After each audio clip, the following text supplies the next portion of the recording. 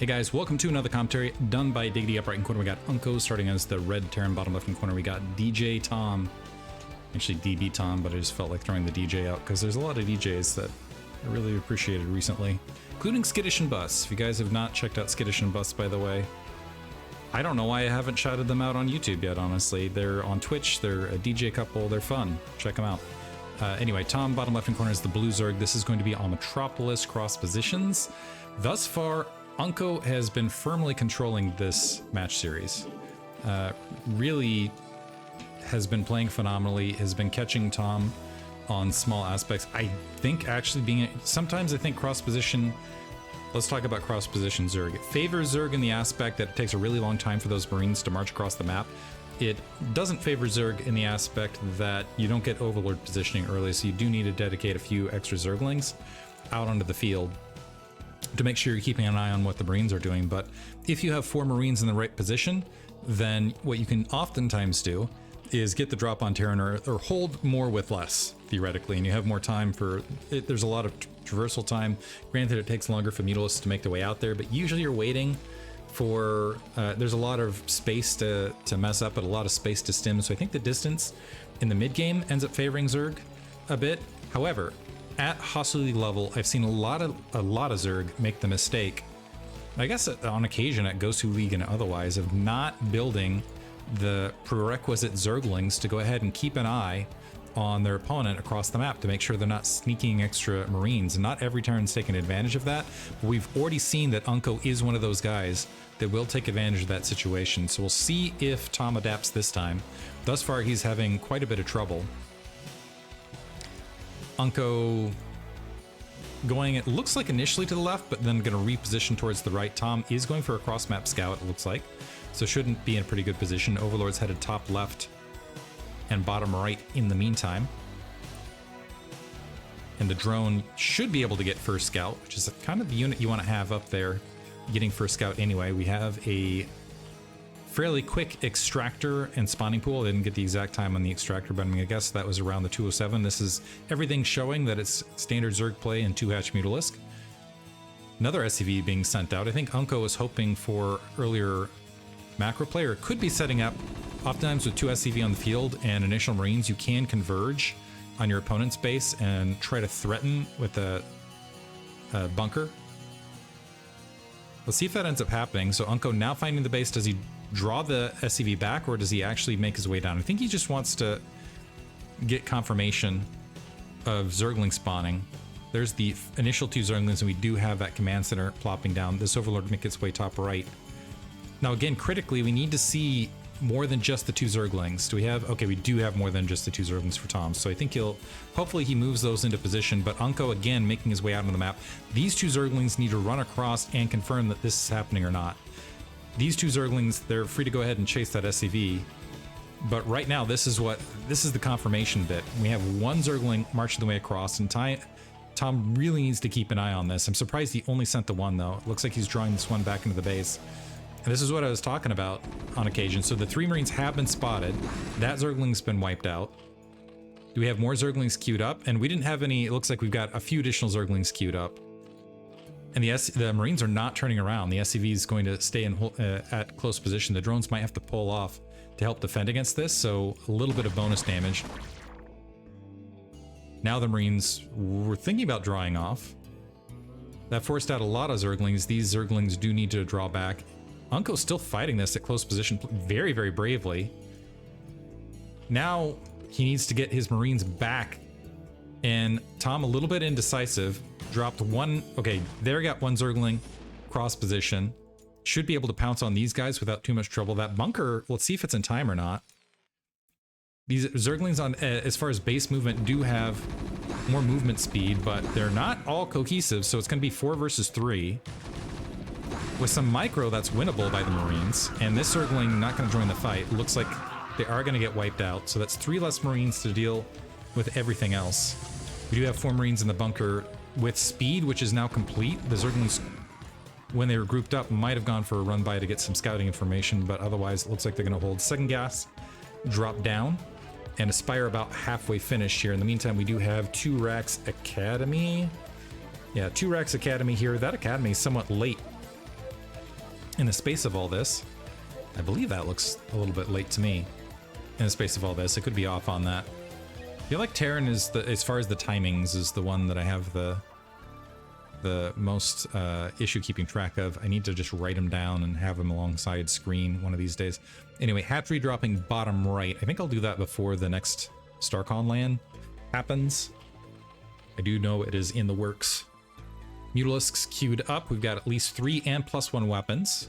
Not enough larva saved to get the rapid 5, but still not too late a timing. Building around 5:30, which is pretty solid timing. The pros can oftentimes get the Mutalisk already flying out around this timing, but 6 minutes is about to be expected, especially at cross position at this level. Engineering bay is complete. That's slightly late actually, so depending on where these Mutalisks go and where they group up, they might be able to wipe out a turret, and Unco might have to play a little bit more active with these initial Marines. Also, no medics out. Oh, sorry, the first medic out, and it's only 1 medic actually. Sorry, never mind. Second medic was just hiding amongst the Marines right there. But Mutalisks, okay, going to the north. This turret not yet up, but Tom is gathering himself here initially, and Unco wisely making a move out here to draw the Mutalisks away from that turret line. Taking a bit, and I think the lag hurting him a bit. 6 Mutalisks grouping. Gonna try, yeah, this should force out a sunken colony or 2, actually. I would expect in these lag conditions. There, a nice bit of micro there from Tom, but ooh, taking some free hits all the same. How are the medics doing on energy? I don't think there's been any stims. Yes, they got plenty of energy to work with here. 1 Mutalisk just hanging out in no man's land. I think Tom lost track of it. It happens. Just doing spray effect. So 9 are out, but 1 of them out of position right this second, and that might lead Tom to use some of that precious gas in a manner that he had not intended. But with the positioning as it is, Unco losing a lot of Marines, just sitting there with Tom, trying to stim back and reposition. 10 Mutalisks in the air, bottom right-hand base is up, and that gas up pretty quickly here for Tom, although he hasn't gotten drones saturated into that base just yet. But this time, Tom was doing a lot better with his Mutalisk micro and chewing away at those Marines mid-map. Has invested heavily in Mutalisks, however, so that is going to slow down and continuing to invest in Mutalisks. Is he going all Mutalisks off 3 base? It almost looks like that is in fact the case. It looks like he wants to win it off mid-game Mutalisk micro. Unco might want to think about linking up, moving his way back to the main. Right now, it looks like he's just keeping these units out. It's going to lose both medics. Bought him some time here mid-map to get some... Yeah, you can see he's just piling on the turrets with the count. He's tacking on a 4th barracks wisely. All of that timing in the middle, just sitting them there, did buy him time to go ahead and get the starports up. He wasn't able to threaten the 3rd, but at the same time, Tom wasn't diving in on any of these SCVs. Another turret goes down, a 4th turret immediately there to replace it. So we had 4 going, initially 5 being constructed and going back into 5. And we'll see if Tom is going to be able to defend the turnaround timing. We've got Hydrost and Queen's Nest in that bottom right-hand base. Unco very light on supply, actually, after all of those Marines getting cleared, but I think he's relying on that control tower and that science facility to come out in pretty solid timing. And that's the problem with over-investing in Mutalisks in the early and mid-game, is as soon as science vessels come out, they're so punishing to that Mutalisk ball that unless you win the game off... And keep in mind, Mutalisks cost 100 gas apiece, and that's gas that's going away from Tech to Hive. As you can see, the layer is still layer. We haven't made the movement to Hive Tech, and we're gonna have 2 science vessels in the air before we even have Hive Tech started, which is gonna give a severe tech advantage to Unco. Those Mutalisks are no longer gonna be all that helpful. And Tom is gonna have to invest a premium of gas into lurkers as far as a follow-up. So Unco doing a pretty good job, and he's been able to refill, going up to the 4 barracks, has been able to refill that supply pretty rapidly, adding a 5th barracks as well. I love the positioning of this factory on top of everything else. It's forcing the moving micro rather than the precise micro along those lower 2. It looks like another mule's getting picked away. Another turret being built on the side of this. Unco really reading these situations quite well, by the way. He's going to lose a few SCVs, but he's still got a hefty count, and it looks like while those units are out of position, he's got a treasure trove of overlords to catch. Tom just realizing they're out of position. At least an overlord's going to die here and should get caught. The Mutalisks are also just waiting here to get irradiated. This isn't going to supply cap Tom, but it still hurts, and these overlords, well, hopefully they don't get spotted down the line. Still trying to work on those front lines, but the science vessels are out, and now it's just kind of a waiting game for Tom. Tom flooding his way to the natural expansion. Second sunken colony just dropping. We have a few lurkers here. Yeah, a lot of lurkers being built, and Tom drawing forward, wanting to knock the sunken colonies. And it looks like these two lurkers going to be insufficient. The comsat going to be plenty. The Mutalisks making their way back. They're going to find the science vessels, but in the meantime, that natural expansion being clipped. Unco drawing back. If he can just get back to the Mutaball, who dropped one irradiate. That's a little bit out of position now. Tom, in a kind of smattering defense, ends up holding. He does have Hive Tech up. You got the Defiler Mound, and Unco going to go ahead and grab that 12 o'clock. That could have gone a lot better for Unco, but it didn't go too poorly. He was able to halt this third gas for quite a bit of time. I do think if he was a little bit more patient with everything, kept balled up and dropped the irradiate on the Mutalisks at his main, and then had selected an attack vector from there, I think it would have been a victory condition, just because of how late that Hive popped out. But now, sacrificing that Marine Medic Ball at the natural, he got some economic damage done, wiped out some Sunkens. The Mutalisks, by the way, crawling into that 12 o'clock. Also heads up on Tom to make sure those Mutalisks are spread, to make sure irradiates weren't wiping out. And you can see he's keeping them unballed, so that they can keep that damage spread up. But at this stage, Tom has survived to at least get Defilers up. He has a potential grip on that bottom right-hand base. This is where more typically you'll see Terran throw in a dropship or two to try to breach. Just start macroing, getting some other things going. Looks like an Overlord going to get wiped out. These guys very vulnerable. I don't know if they're going to get scouted or not. Unco dropping some comsats, wants to see the status of tech, sees the Defiler Mound up. We don't have Consume in place yet, nor do we have a Defiler on the front. Two additional, a Sunken and a Spore getting dropped on the front, and a big haul of Marines dashing their way across the map. And like I said, keep in mind what I was talking about in the early stages with the cross positions. I think it was, if it was a vertical or horizontal spawn, Tom would have likely died in those positions. So again, this is kind of where the cross position helps Tom out slightly.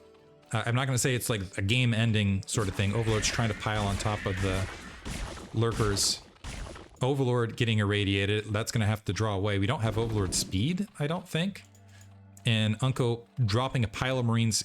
What he could do is just draw this pile of Marines down here, this pile of Marines at this location, and drop some expansions and play from there. Get the irradiate count up.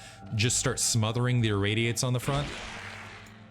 To stay in this, he just needs to start dropping irradiates like crazy and make sure he doesn't, might even pull an SCV out, because he's going to take a few pot shots here from these spores. Took a hit right there. An emergency sunk. Ah! I'm shocked he did not lose that science vessel there. He is only at 6, went up to a 3rd starport. That's interesting. Recognizing the situation, so going a little bit, and then he's got a sizable Marine count. This is cute. Is he going to go ahead and drop that control tower to make it happen? That's very interesting. How many medics we got? A little bit light on medics as a result because of the gas. Well, actually, okay, we got another medic.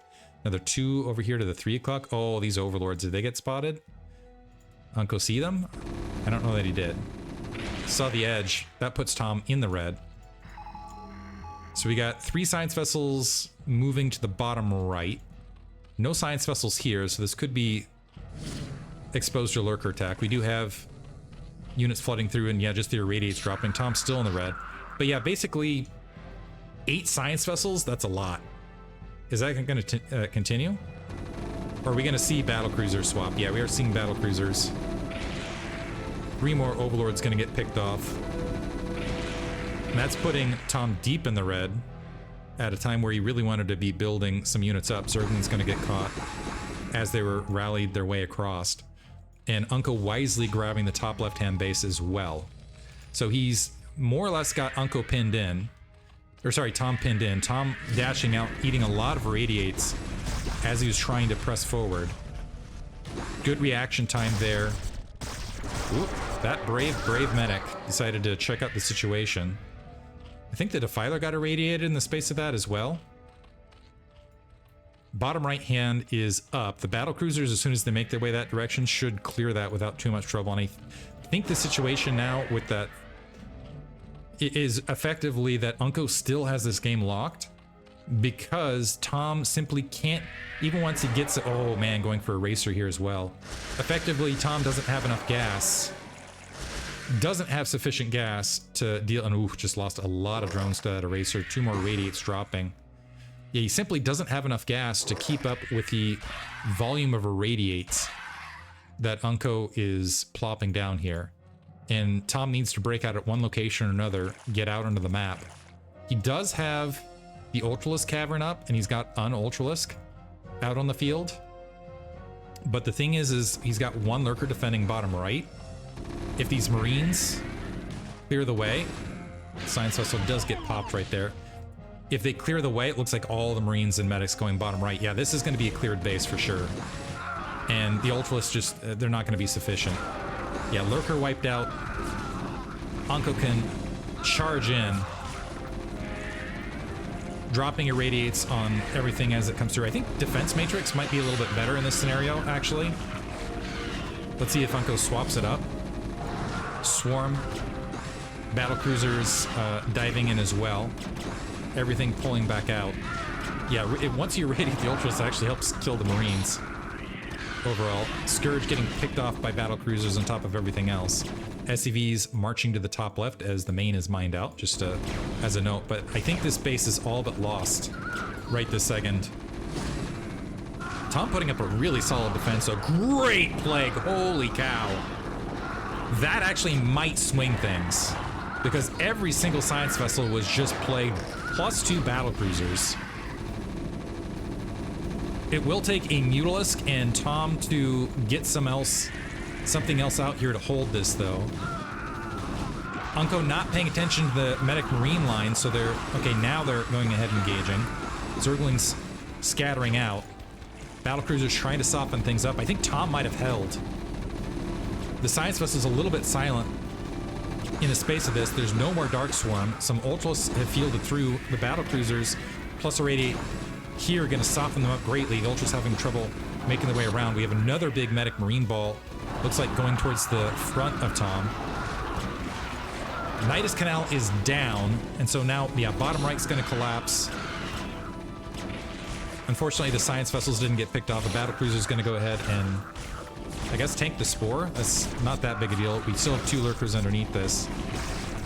All the Science Vessels make their way across. That, at least that keeps all the Science Vessels from getting picked off piecemeal, but that should be GG. Unco playing a really solid game. Tom showing some signs of life. Yeah, Tom calling it correctly. Really well played. Good luck in the finals.